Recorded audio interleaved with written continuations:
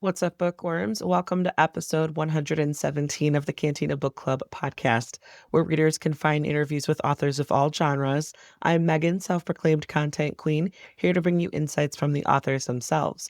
Each week features a Cantina conversation with an author. Sometimes they're returning guests, and sometimes it's someone new. So please be sure to hit that subscribe button so that you never miss out on an episode.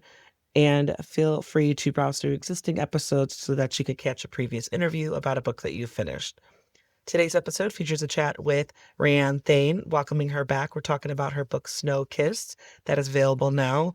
Perfect, cozy, wintry women's fiction romance to get you into that Christmas holiday mood. I really enjoyed it. RaeAnne is becoming one of my favorite closed door romance authors, women's fiction authors, because you could tell that she's got a lot of experience. Some spoilers do pop up in these conversations, but the episode is more enjoyable if you've read the book anyway.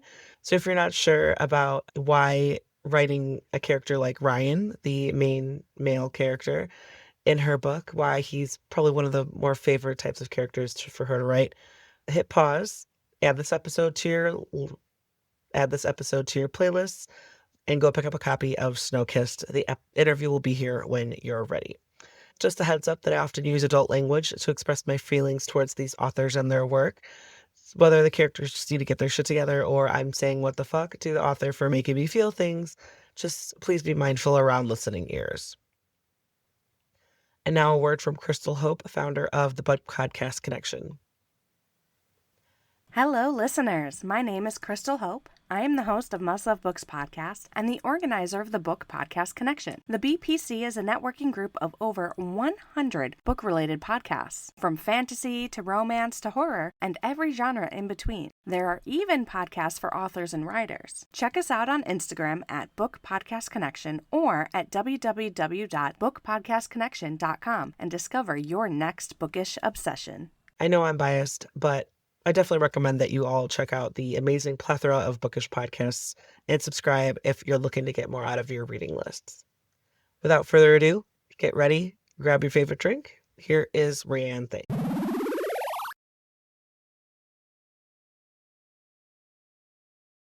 So today we are welcoming back RaeAnne Thayne. We're talking about her book Snow Kissed that just came out recently as of October 7th.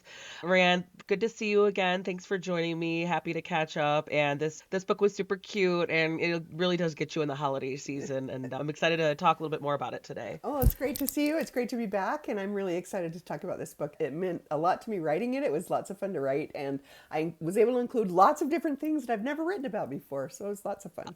Oh, yay. That's awesome. We'll jump right into that, but can you give us a summary real quick so people can follow along? Sure. So this is the story. This is a book in my Shelter Springs series. It's the third book in the series. They're standalone stories, so you don't need to have read the previous books. But this heroine was friends with two of the other main female characters of the previous books.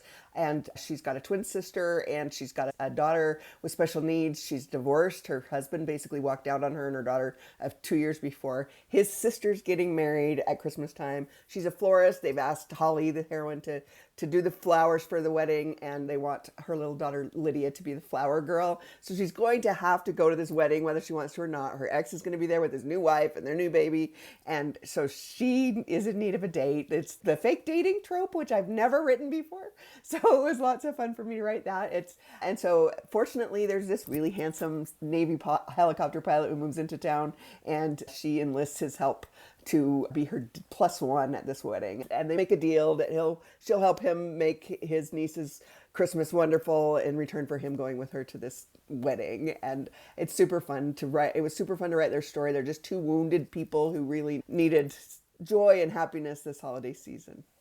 Yeah, I always really enjoy your characters and what you do because there's lots of opportunity to make the exes family and all that, to make them just like horrible people, but you like kept things civil and kept it like really mature where like everybody involved, like her sister knows like how difficult the mother-in-law can be. Like Right. she totally understood, and Holly is like such a patient person, and even the love interest Ryan, he's just like, if that were me, I would have said like, go kick rocks. Like, Yeah, and that was important for me to write because it was she was dealing with a custody situation, and I know how hard that can be for yeah. people, especially at the holiday season where you have to be without your kid for a while during the holiday season, and that's tough. When she'd never been without her little 5-year-old daughter, and her daughter had special needs, and she was worried about her ex being able to take care of this child, and so that really came from a place of authenticity, trying to make the best of the situation for her child's sake. And I know so many moms who have to make that choice, as hard as it is. They have to do what's Yeah. best, and she knew that her daughter needed this big support system, and if that meant playing nice with her ex and her ex's family, she was willing to do that for the sake of her child. So that was really Yeah. important for me to write about. And I think that will resonate with a lot of readers where it's not always like super catty. It's not always like the ex is just like horrid. It's like you could tell ideally he's not, there's a reason why they're not together, and he's not a horrid person. Like he admittedly she's coming around to the idea that he's trying to do better and trying to consider that. And also even like his new wife who like was the reason why I was like, RaeAnne is like being so nice here with all these characters and their relationships. Maybe that's like where it leans more like on the women's fiction rather than like the straight up rom-com, because I could see where someone could like an author could take that opportunity and just add more drama, add more messiness and chaos. I enjoy like kind of the potentials, but yeah, it was fun to see Holly deal with that situation with totally realistic standards and realistic people.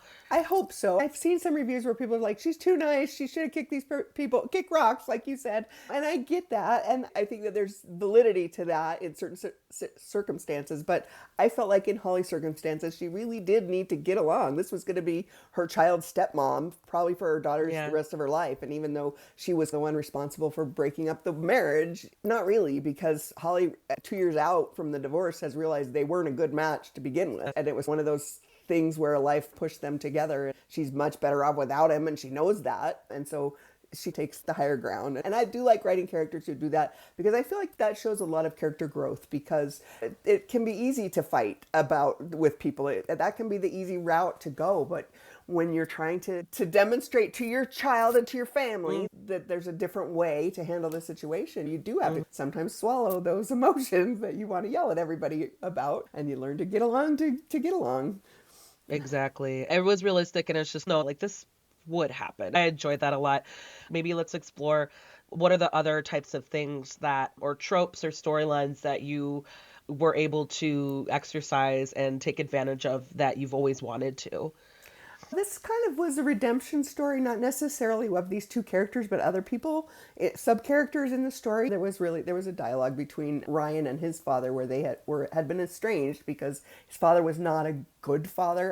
And I don't want to say he was abusive, but in a way he was, because he was very distant, very cold to his kids. He was a military guy, and just that was his focus, was his career. And so Ryan has a lot of resentment towards his father because of that, because he felt like his dad was not there for him and his sister. And as a result, his sister sublimated all her feelings and ended up drinking and going the drug route. And so she's in rehab now because she didn't deal with her emotions after losing her mom in a healthy way. And so he blames their father. And so now he's in this town where their father's close by, and he's got to deal with that too. And his sister does not have the same estranged relationship with her father. So his daughter, whom he has come to town to help with, has a great relationship with her grandfather and his new wife. And so it's really that I like to write messy Christmas stories because I feel like everybody's Christmas is messy. Everybody's got those relationships that are hard to deal with and hard to figure out and hard to work their way through. And I try to show in my books that it's hard and it's emotional and it's tough, and these things can really rip your heart out, but there's some grace and beauty to learning how to get through it, and maybe starting to forgive mistakes that people made, not knowing any better or not being capable of handling things better at the time that they were in their life and the place that they were in their life. Yeah, no, you're absolutely right. Because there is a certain vibe around the holidays where, Yeah, like, it's just the mood that everybody is in, like, oh, the holiday spirit. It is a thing. It's like you could feel the energy around you. But like, yeah, that with big families, maybe even small families, there is an element of chaos right. potentially, especially like even when with you have to like split families, like how you mentioned. I've grown up with my parents are still together, my husband and I are still together, his parents are still together. So we don't have much experience with like the splitting the time in that sense, but when it comes to like they both host on Christmas Eve or they both host Easter, things like Hmm. that, or even just around any major holiday, it's still splitting up time between the in-laws and then my parents, and then it's like a lot of driving, and it is, you're right, like it could be like a happy chaos or it could be like, oh God, okay, no, it's okay, we're just family. Or it reminds me of like there's your messy cousin again. Like, how are you doing? Like, you're making some bad choices. It's like when you catch up with everybody and you just like, it's a present like affection and it's Right. like holiday intimacy with people either by blood or not by blood. And it's, yeah, I enjoy it. I think it's also more fun. It's more hilarious. Like, at least until I started getting older and all your family members are getting older, like your cut, there's just like so much potential for all of that, like Christmas joy and chaos. And that's what that reminded me of with Ryan having to confront his feelings. And he's surprised. He's like, what, since when has my dad like had that loving look in his eye? Like, Right. since when has he been so supportive? And like, to the point where my niece is running into his arms. Like, Yeah. what, like, when has he ever been that so affectionate or looking at and his current wife that way? Like, that is like one way that you add depth, because I love that, of course, like he's broody. Like, then you get to know him. He's like, oh, he's just got like this kind of one like elephant in his room He's that wounded. Yeah, he's not dealt with. he's Yeah. got a wound in his heart from feeling rejected basically by his father, or feeling his dad was like, suck it up, kid. Yeah, your mom's dying of cancer, but suck it up. We got to deal with what's going on. And so he never really processed those emotions of his mom dying, and there's resentment. And so he's basically spent every holiday on his own. He's told himself he doesn't need family, but now he's thrown into the situation Yeah. where he has no choice because he's a good guy and he's helping his sister who's had to go to rehab after a car accident. She's basically put herself into rehab to figure out what's going on with herself, and so he has to step up to help his niece, and so he has to deal with these situations. And really, Christmas is beautiful and wonderful. It's also can be horrible and lonely, and at the same time we're all dealing with loss, we're all dealing with Yeah. difficult things. The dedication of the book meant a lot to me because there's so much truth to it, and I wrote it thinking of Holly but also other readers who I know are going through similar things. And it's to everyone missing a child, a parent, a partner, or a friend this Christmas: you're not alone. Love can stretch across miles, silence, and time. Hold on. So I just felt like there's probably nobody reading any of my books who has not suffered some loss, who doesn't have an empty seat at their table for some reason, who doesn't have somebody who's not there that they can Yeah. celebrate. And so it is wonderful. It's about family, but it's also about missing family who's not there. Exactly. It like even makes that spot, that empty chair stand out more. Right. Like when I think I was at an acquaintance's funeral, and the pastor, or I don't know what his official title was, reverend or whoever, but one thing he pointed out that really stuck with me was that the first year of the big things are like the first Christmas without them, the first anniversary without them, the first birthday without them, the first whatever, like these big momentous like occasions that have been marked, but like it's the first time that they're not there. And that's Right. like so true. It's like so poignant and true. That's not really something that a lot of people warn you about. But now I'm thinking like, oh my gosh, that's so right. Like, does those momentous occasions, those like calendar occasions, they really do like it's marked in a significant way, and that's when, yeah, those missing chairs like stand out more, because it's like there's no butt in that seat, there's no person taking up that Yep. space. There's so like that's what that kind of reminds me of, where Ryan is on the other end of it, where he's purposely distanced himself because he knows slash thinks it's not going to be a good time. Not going to find anything he's looking for or expects there. He expects the worst.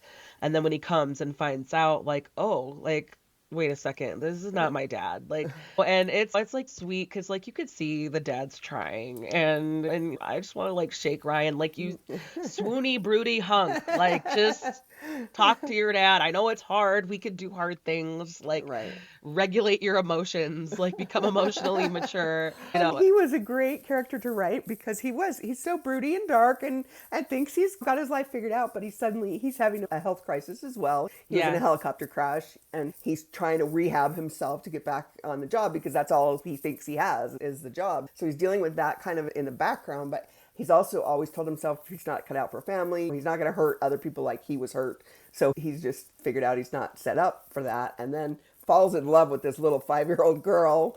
He can't help it because Lydia is just a doll and everybody loves her and he just and you know she owns it too. She's she just does. like, "Hi, you're my best friend now." Like, Yeah, yeah. she's a tough cookie at I heart. love some of the sentiments you put in there. Some other characters are like, she's got to be tough. Like, Yeah. good. Yeah. She's got to have a strong head on her shoulders, and because, you know, and I don't have much experience with people with Down syndrome or special needs. My cousin, he does, one of his children do, my and one of my other cousins is, but he lives out of state. So it's just, it is one of those things where it's like, if it's a child, like you can't help, but you have to learn. You know, Yeah. like you have to learn. And Holly was even like, when she was pregnant, she's like, I didn't think about doing anything drastic like that for a second, like prepared, and but that's all she's known for like the 5 years and she knows about, like being a mother, is just like, not only is she stepping up into this demanding thankless role, but now it's like dialed up to 10 because her child has special needs and she doesn't always have access to the resources that would be most helpful. But yeah, like I love like how all the characters just like they flock to her and they support her, and Right. they're like no, she's got to have a good, she's got to be strong-willed, she's got to be a She has to be fierce. Yeah. So I have a son with disabilities. I think we maybe talked about that the last time. And so we're very much in this community. And while our son has cerebral palsy, not Down syndrome, all of his best friends or lots of his best friends have Down syndrome. I've loved them through the years as he's been in preschool and things like that. And I love the fact that so many of them, they're just fierce and feisty and know what they need. And every mom is a mama bear, but a mom of a special needs kid takes that mama bear to a totally different level because you know that you've got to be your kid's advocate and you've got to fight for your kid because there's nobody else that will. And so that's kind of part of Holly's personality now, is that she needs to, every choice she makes has to be what's best for my child, because I'm a single mom now with basically sole custody. Her husband lives out of state, so she's basically on her own, even though she has a really warm, loving community around her. Family's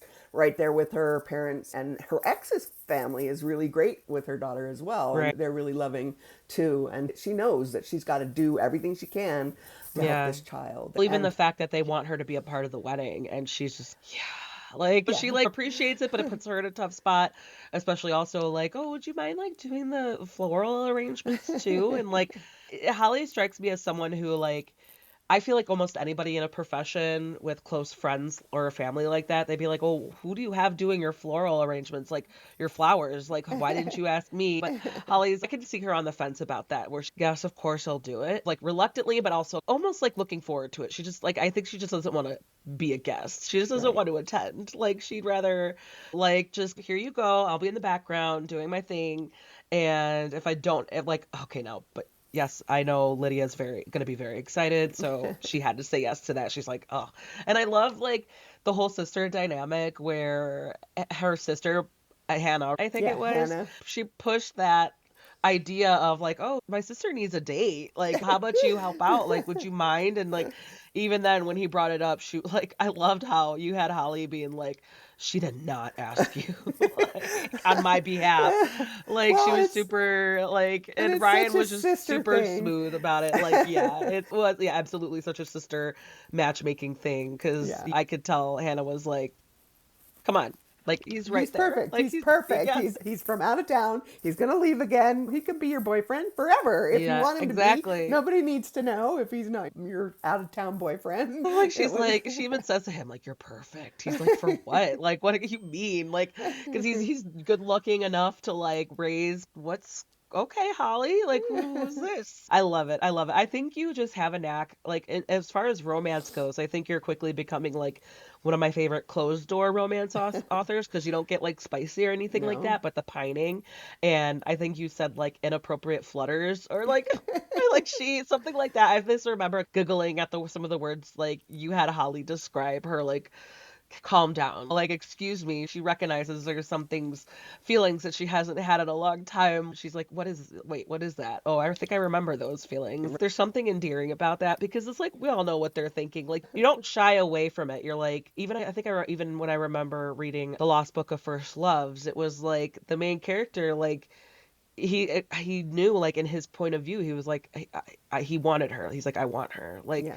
And it's like, yeah, we all know what that is. It's intimacy and it's that primal like the sexual drive, but like you just handle it from, you don't shy away from it, but we're not going to get graphic here. You know what they're feeling, you know what's going down, because I do appreciate intimate, the open door scenes in my romances, but it's also refreshing. And I probably told you this before, where with your books I don't feel like I'm missing anything, because they all talk about how good looking he is and how broad his shoulders are and how like fit he is. He's a sexy pilot, and then he's like notices he's attracted to her right away, but then Lydia comes in like, hey, what's up? Like it was like funny to see the process of them, and just from your writing style where you're like, yeah, this romance, but you're like, I don't need to go there. You all know what's happening, and we'll move on. Because she even said like, I can't sleep with you tonight, and it's very apparent that they want to.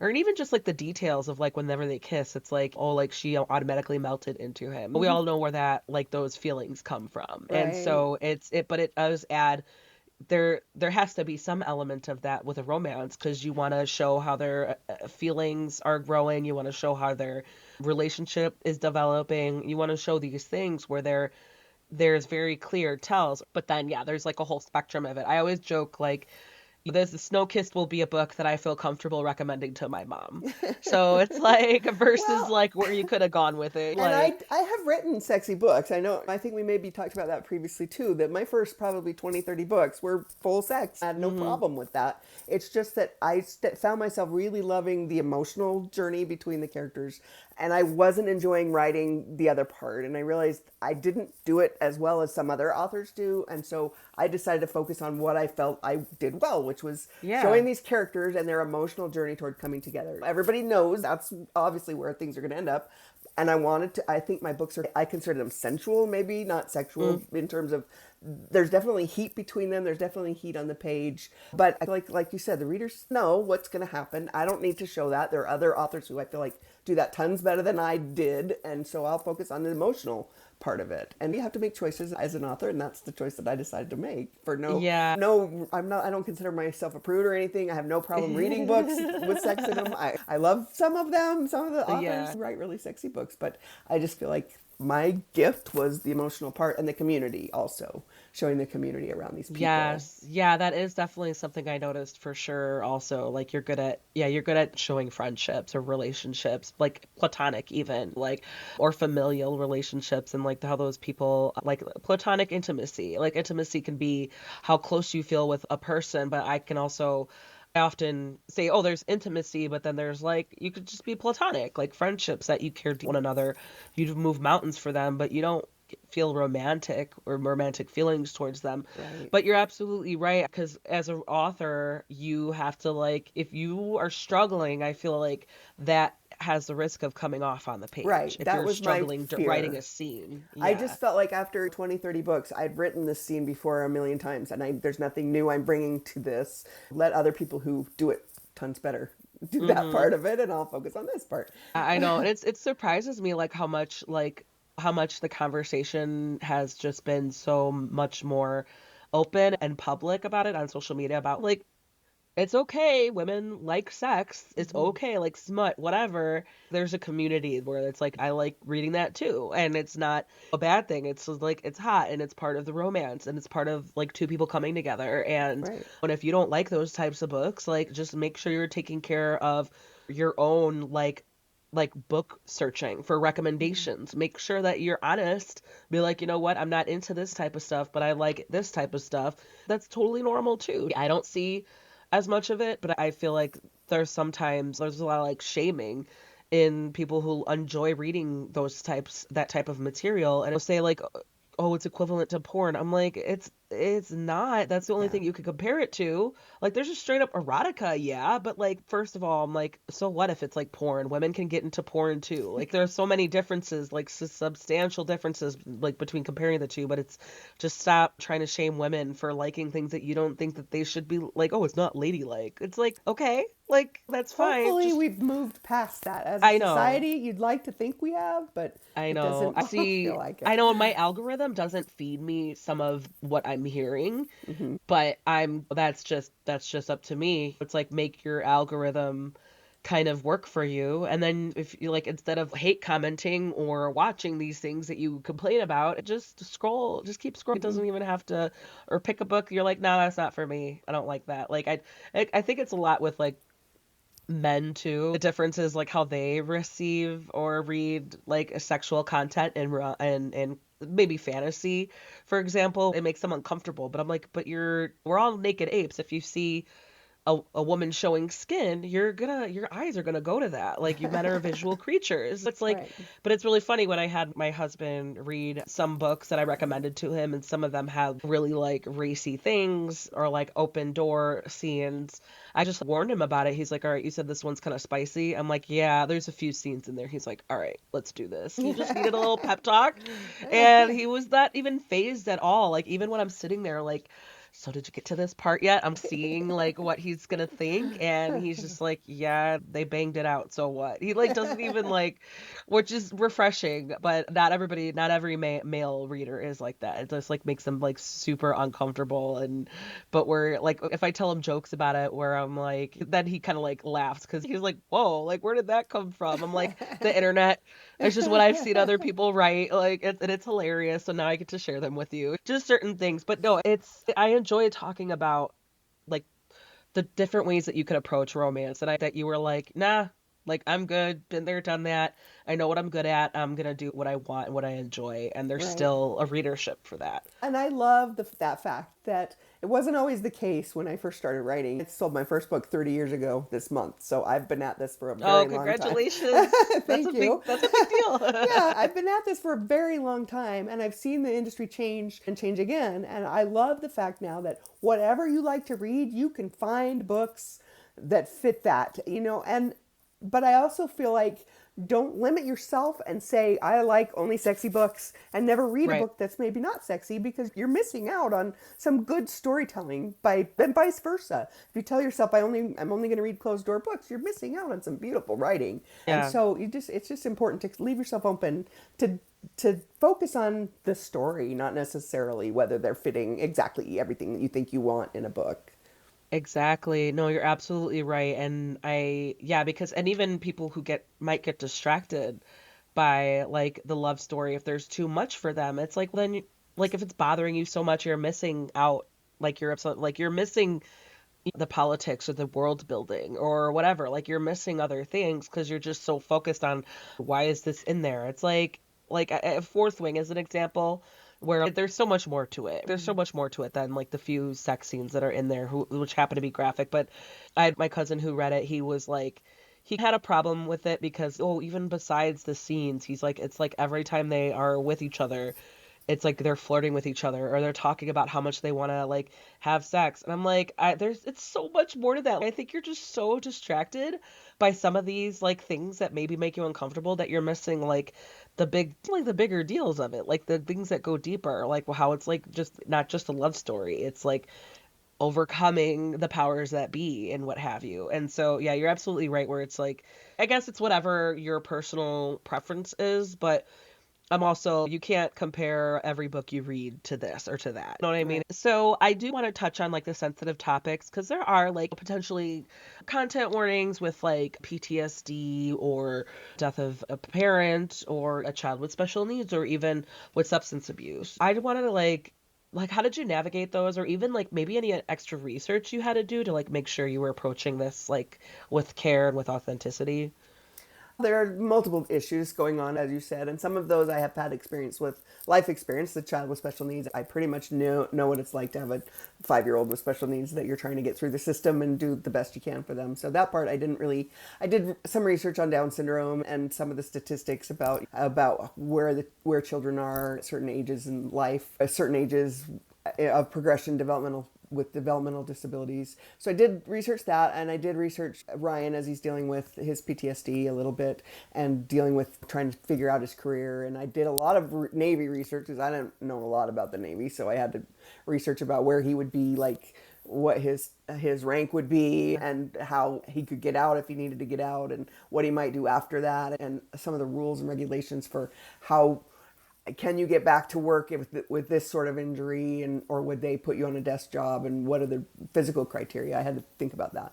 Mostly when I'm researching a book, there are certain things that I'll suddenly go down a rabbit hole and think, oh, I better find out about this. And I spend all day long thinking, oh, I learned all this stuff, and I might use a tiny little bit about what I learned. But that's part of the fun of being a writer. That's so common though. Like I love asking authors. Like that's almost one of the questions I always ask, because it's so funny that it's like almost the same thing. It's like you fell down a rabbit hole for like 3 hours and then it's like 2 sentences, and it's like, I love it. I think it's hilarious and like so on point, because of course you would. Like, because I even when I'm, or I don't know if it's like, if there's some kind of like neurodivergent aspect to it, like maybe all authors have like a little of like where they like just get focused on something, or like maybe they'll get pulled away and sucked in, and or if you tend to either get pulled into different directions, or you are like, whoa, and before you know it, it's like, oh shit, like I gotta make dinner. Like you're like that happens, and then it does. time. It's like you become an expert for a short amount of time. Like right.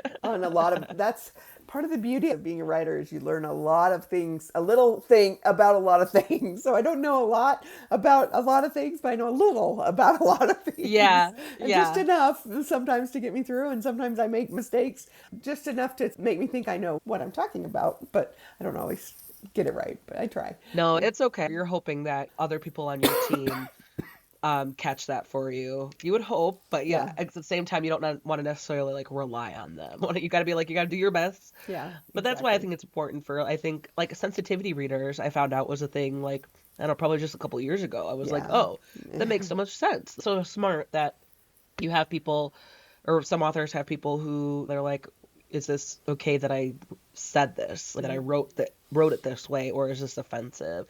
And then it's like also subjective, right? Like someone might be like, no, actually that's not a big deal, and while other people are like, oh, like clutching their pearls, and it's just you gotta be careful.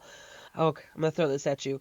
Well, Cookies touched on them. What were the most challenging parts to write? What were the most enjoyable parts to write? I would say the most enjoyable parts for this particular book were all the Christmassy things, because I love writing that. This was like my 20-something romance that's set at Christmas time. And so I do love that part. I love the holiday season. I love all that. So writing the sparkly lights and the decorations and going to the Christmas market and all that kind of stuff was really fun for me. At the same time, I would say that was also one of the most challenging parts. It was enjoyable, but it was challenging because I've done so many books. I don't want to write the same book that I've written multiple times before. So how do you write about these very same things that you've done before in a new and unique way? And that really comes down to these characters dealing with it through their own point of view. So everybody's Christmas is different. You bring your own past to your Christmas. And so that's the way that you can make it feel fresh and new. Let's see, what else did I enjoy? I enjoyed all the scenes with Lydia.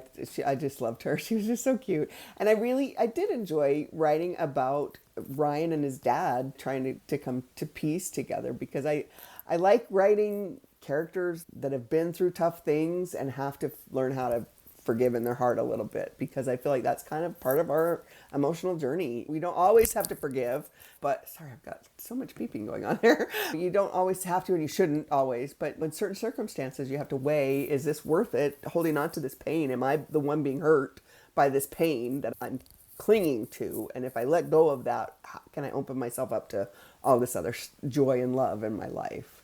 100%. No, you're absolutely right, because I think forgiveness is such a hard thing to do. Like apologizing comes to me not that easy either. I don't know, maybe I'll blame my dad. Like I'm self-aware. I might know that I should apologize, but I will sit there and I will need some time before I say it. And then also part of that is like forgiving people, it's really hard. Like, I think it's difficult to like move on maybe. Like, I can forgive, but then it's like I will see you differently because of this thing. So as in terms of like forgiveness, it can come really hard for people. But like also, I don't think I necessarily hold a grudge, but it's really, especially if like I know someone's lying to me, Right. and then I'm like, for some reason, that's just, I can't forget that. Because it's either like I'm one of the least judgmental people, I feel like, or at least I'm usually open-minded. But I can't help but see it as like, if you're lying to me, that means like you think I'm stupid, which I'm not okay with that. So it's like hard, like when people lie to me, it's really hard for me to move past that. It's like, I'll still be your friend, but I'm secretly thinking a certain view. You know what I mean? Like, I can't take everything you say to heart because I don't know if You you do lose move past trust. that. You lose Yeah, trust. And if you lose trust, it's really hard to get that back. it is hard. It's hard because I'm like, and I do my best to be like, yeah, if I do something wrong, I completely have no idea, but I couldn't even, I don't even see a reason for lying. So like, to me, that's just like hard for me to accept. It's like, why would you lie to me? That forgiveness, totally, like that whole journey that Ryan has to go on. I totally appreciated that because you know how hard that was for him. And he was holding out for a while, even though he's seeing all these examples that his dad is trying, not just with him, but with other people in his life. Like, he's trying. He's being there for his wife, who is like confined to the home and to a bed and to a chair due to the accident, or even with his granddaughter, and just really trying to be different. He's trying, and not just with Ryan, but Ryan is being a witness. And even he's like, yeah, Kim mentioned that like he's more part of their lives now, but it's one thing to hear it and then another thing to like, oh, it's true. This is not the father I remember. And there was a point where like I totally understand, especially as that's a hard age to lose a parent, and that's a hard age to like be treated that way by your other parent. Like, Right. that's really, and he's just has such resentment, where I totally appreciated that. Like, no, you got to go through this so then you can move on with your, Yeah. your love interest, like your love life. Take care of this, because Holly deserves you to like have your shit straight, Right. like she deserves that because she doesn't have time for this. She's got She's a enough on single her mom. plate. You've got Yeah, to come to exactly. her with your stuff taken care of. It. You're exactly right. And I guess Exactly. that's one of the things I like in writing Christmas books. I love the romance part of it, but I also love to show that you don't fall in love in a vacuum. Nobody does. You've got all these other things going on in your life, and it's not only about this relationship. It's about healing yourself with all these other wounds before you're able to fully embrace this other person and be there for this other person. So that's always part of the story that I write. Like, no matter what circumstances these characters are in, there's always some part where they have to deal with the rest of the stuff going on in their life before their heart is really open and free to be Yeah. in love with someone else.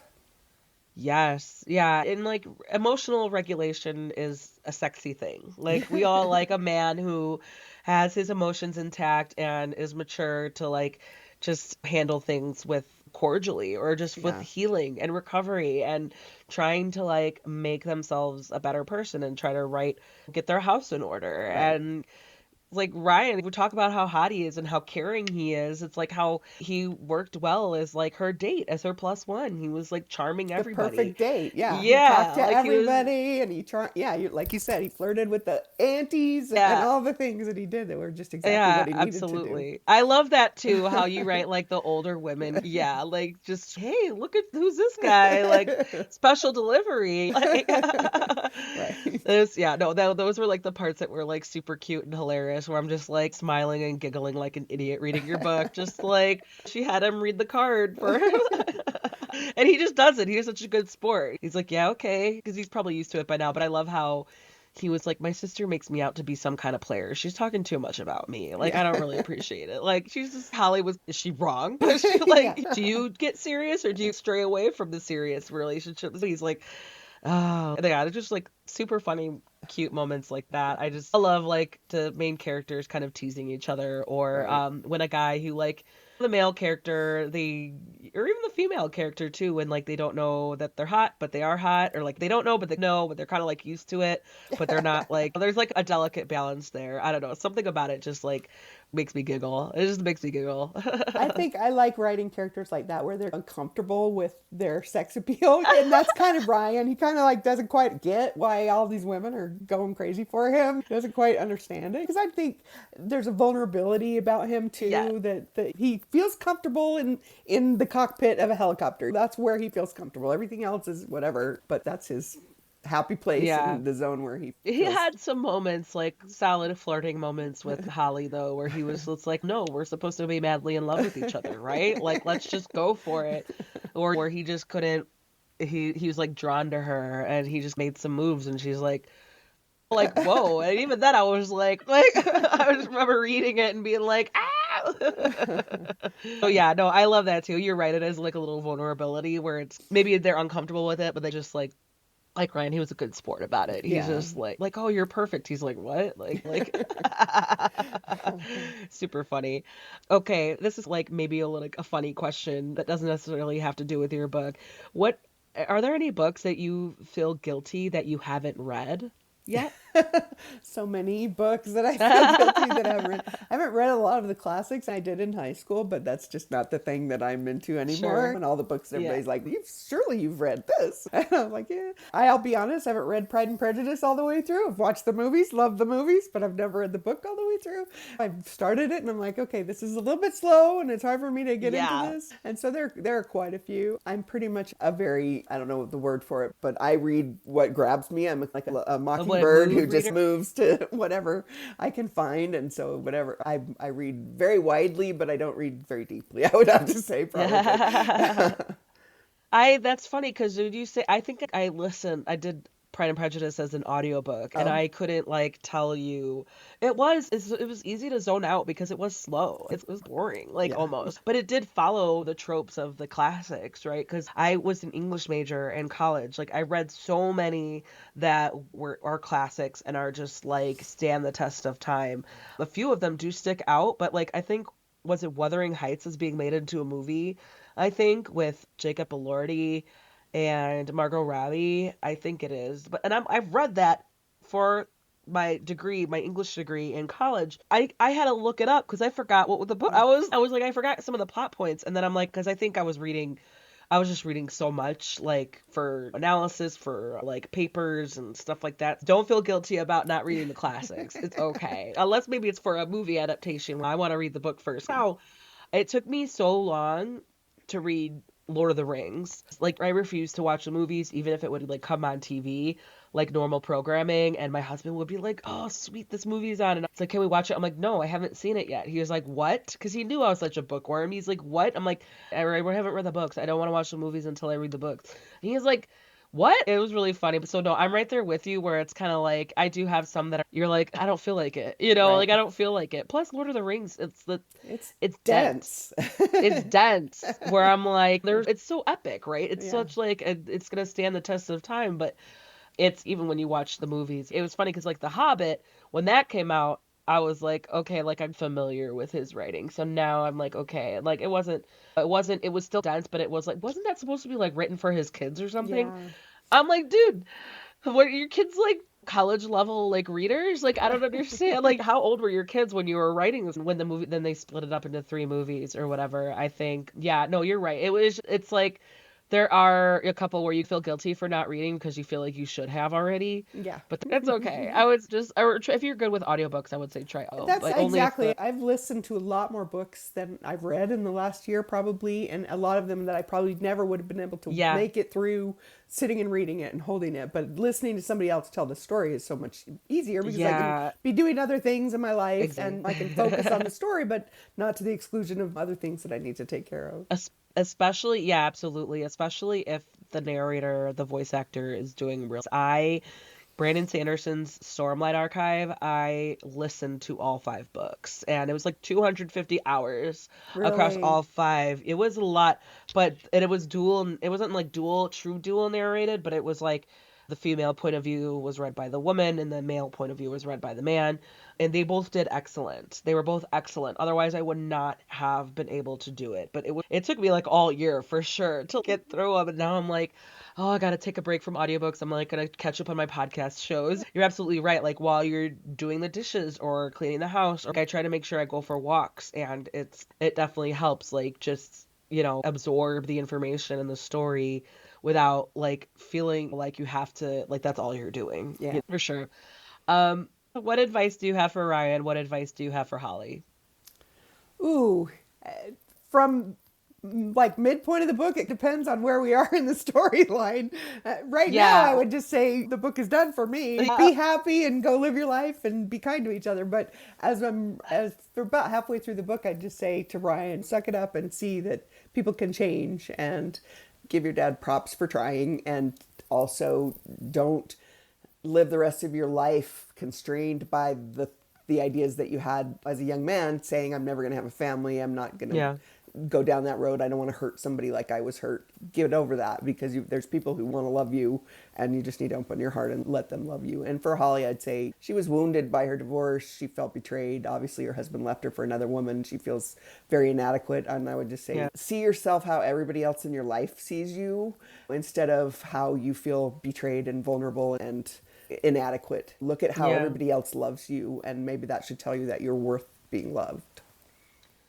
No, that's so true, because all the characters thinks like she's the badass. She's boss ass bitch. Like she's just like a little frazzled and worried that she's doing a good job as a mom. But that's like where I like the love story, where they figure their shit out separately and then together. Like they can, because you don't want to send the message that like, oh, I couldn't grow by myself. I had to, because of this other person. You fixed me. That never is the answer. You have to fix yourself first so that you're ready for somebody else. They kind of pointed each other in the right direction, where they're like even Holly was like pointing out like, well, maybe consider that he's not like that anymore. Like maybe you're just like, from what I've heard or what I've seen, and then Ryan's like you're amazing and thoughtful and caring and kind and you're a great mom, and she's just like, like she doesn't see herself that way. And even plus, people, they know her flowers and they know her as a business owner, and they are all like in her corner, and they love what she does like all the time. Like every customer of hers is like so satisfied, and she's hopefully just like, this is just another job. And hopefully that's a lesson for all of us as we're reading it, that look at how people feel about you, and that should help you feel better about yourself, because I know that most of us have people in our life that love us and think we're wonderful, even if it's our kids. But there's truth to that, and so it's good to see yourself through other people's eyes.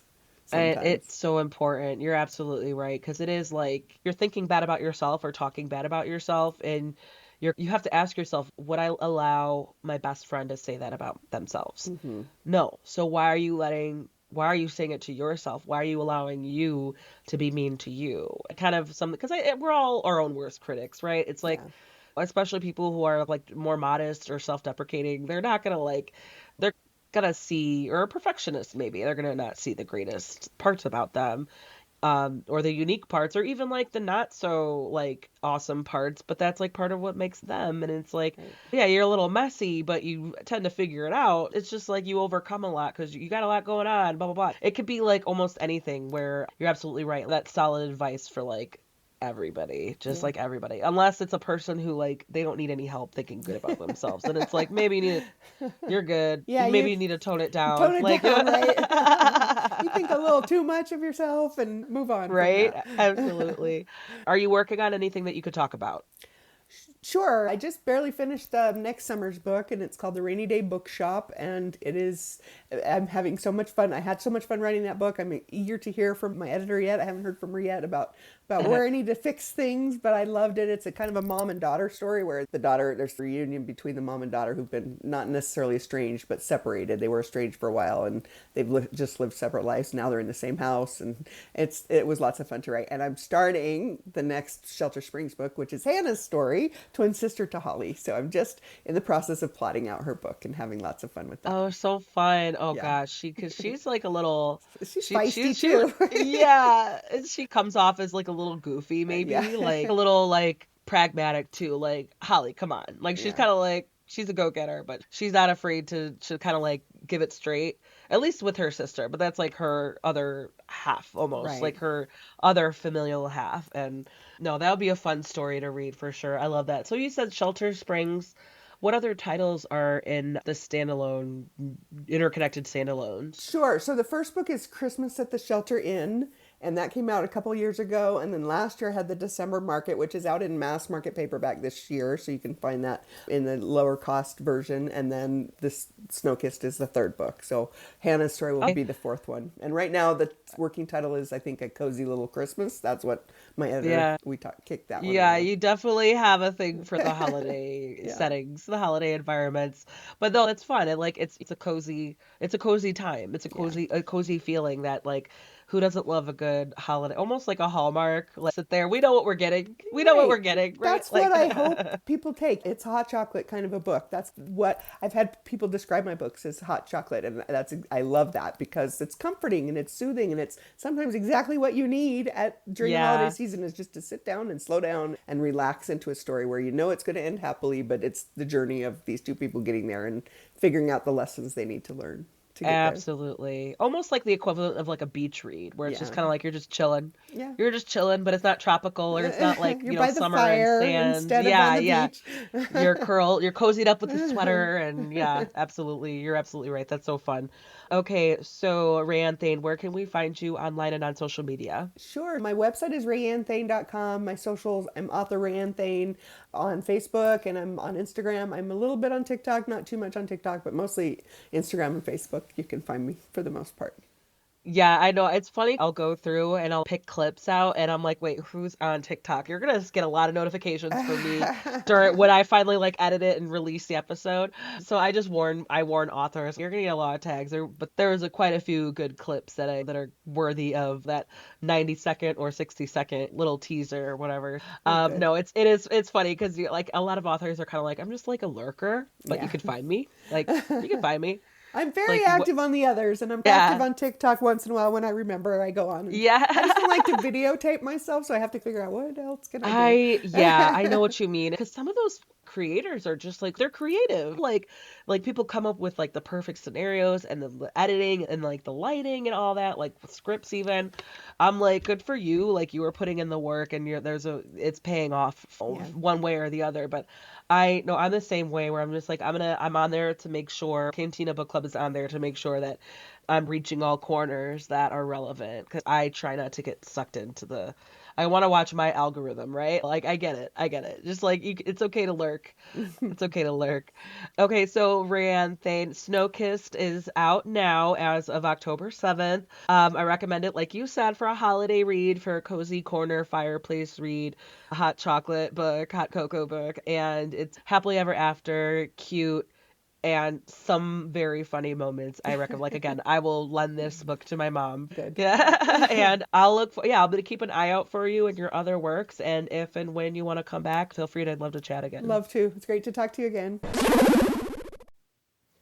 And there you go. That was RaeAnne Thayne talking about her book, Snow Kissed. That book is available now.